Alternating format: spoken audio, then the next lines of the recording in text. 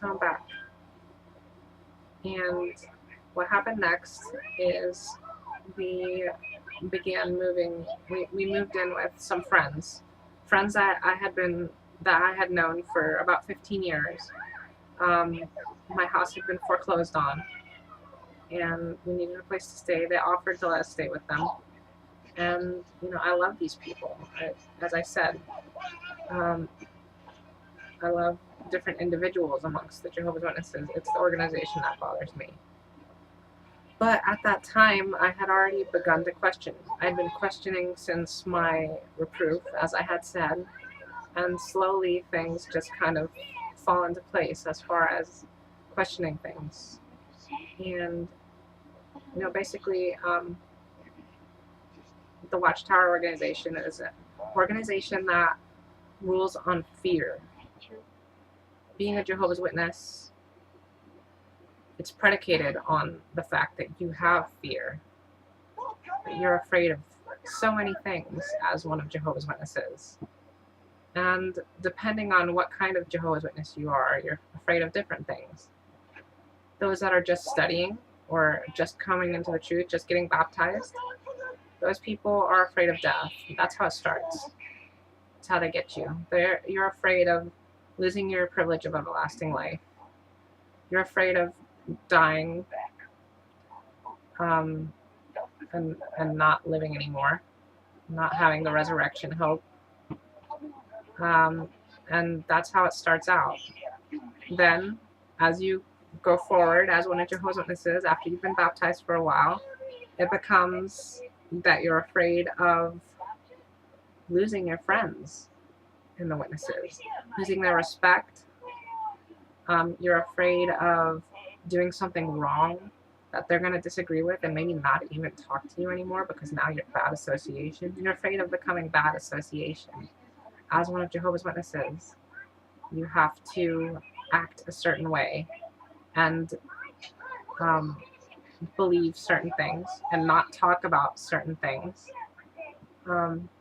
Certain things are taboo, and if you do talk about those things, there's a good chance that, well, even if you're not disfellowshipped, you could be estranged from the congregation. And so those rank and file Jehovah's Witnesses, they're afraid of losing their social contacts, losing the people around them. It's a very real fear. And then, of course, the elders, what are they afraid of?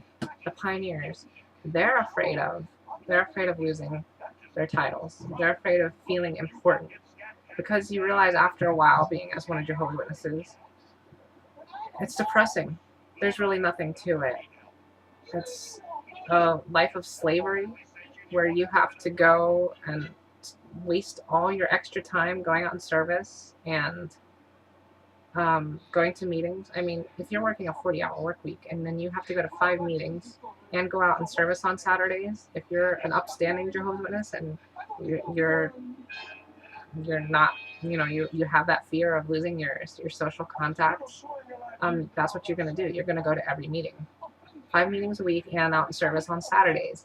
And that is tiring. It's, 40-hour work week plus that. It's slave work.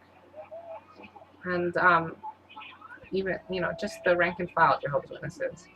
So you ask, how can someone become a pioneer on top of it, or become an elder and take on all these extra responsibilities? And the answer to that is you have to really love that slave work. That slave work becomes more important to you than anything, because otherwise, if you just do the basic things, you're going to be depressed.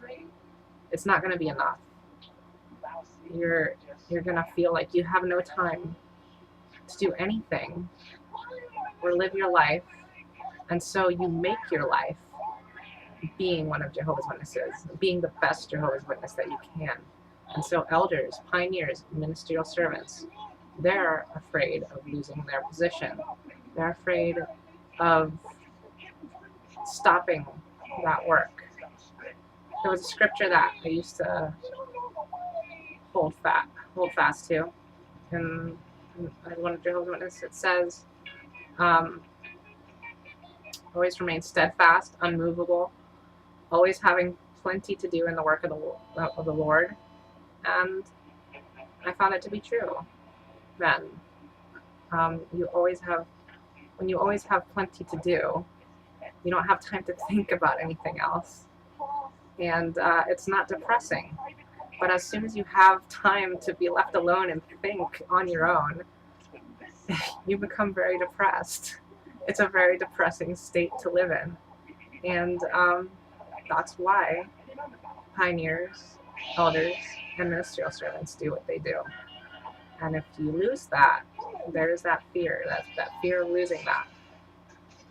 And so when I lost that, all my fears began to unravel. I was no longer afraid of losing my position because I had none. And then because my friends acted the way they did, I was no longer afraid of losing friends. The only thing I really had left was being afraid of death. And for me, as a transgendered person, as knowing that I was transgendered, I had already overcome that a long time ago. Because I had prayed to Jehovah saying, I know I'm a horrible person.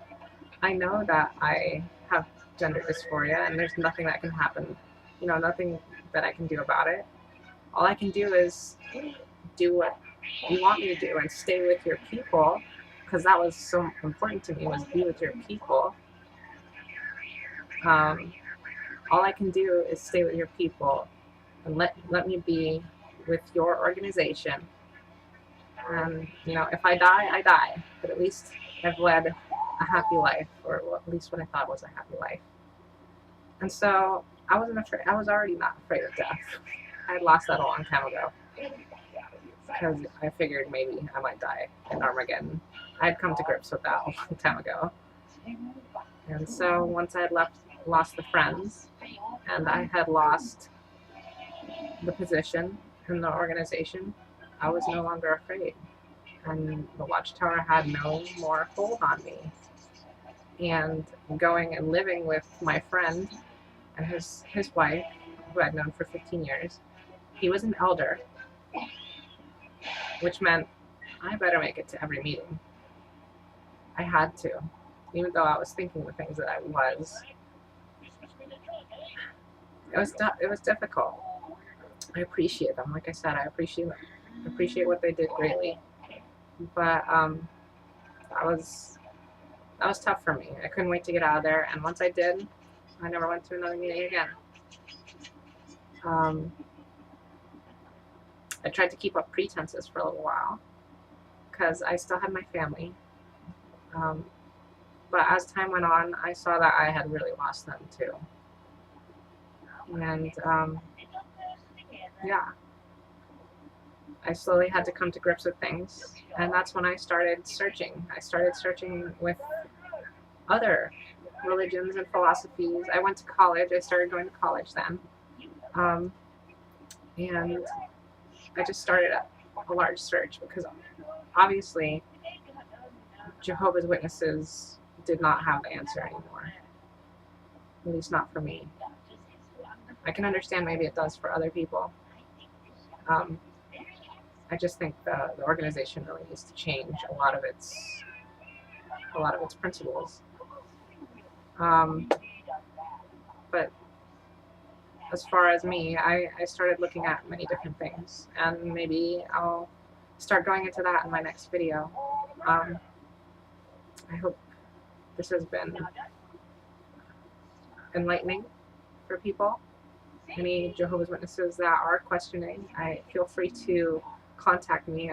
I have a lot of thoughts on the doctrines and things like that. I don't always bring it up because I know a lot about, I went to Pioneer School, I went to Kingdom Ministry School, I went to all these places. I was a ministerial servant. I know a lot about the Bible and about all the doctrines, and I believe them. I used to really believe them. And now I can pretty much disprove anybody. It's just I don't like kicking people's faith out from underneath them. So I guess I'm not the best apostate out there. I have a heart, but you know, I've found that going and being angry about it to Jehovah's Witnesses doesn't really help. If they can see where I've been and come to me for questions, that's different. So I encourage them to come with me, and I'll continue working as a voice against the Watchtower organization. Anyone that wants to do the same or is questioning, please feel free to contact me. I hope you enjoyed the video.